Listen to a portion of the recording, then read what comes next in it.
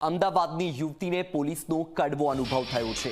અકસ્માત બાદ પોલીસ પાસે પહોંચી હતી યુવતી। સરખેજ પોલીસે ફરિયાદ ન લીધાનો આરોપ લગાવ્યો છે। અકસ્માત સર્જનારાને એસી રૂમમાં બેસાડ્યાનો દાવો કરવામાં આવ્યો છે, જ્યારે પોતાને 4 કલાક સુધી બહાર બેસી રાખી હોવાનો પણ દાવો કરવામાં આવ્યો છે। વિડીયો વાયરલ કરી કમિશનર પાસે ન્યાયની માંગ કરવામાં આવી છે।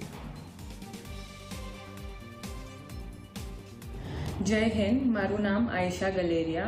मारी कमिश्नर साहेब ने विनंती है कि जे इंसिडेंट मारी जोड़े 2 દિવસ पहला रातना 8:15 पर थयो छे YMCA पर एक भाई मारी गाड़ी ने અથડાઈ અને આગળ જવા લાગ્યા। તે દરમિયાન મેં એમને આગળ જઈને રોક્યા કે ભાઈ તમને દેખાતું નથી, તો એ ભાઈ મને જોરથી બોલવા લાગ્યા અને ગાળો દેવા લાગ્યા। એ દરમિયાન મેં મારા ભાઈને ફોન કર્યો અને પોલીસ 100 નંબર પર ફોન કર્યો પોલીસને બોલાવવા માટે।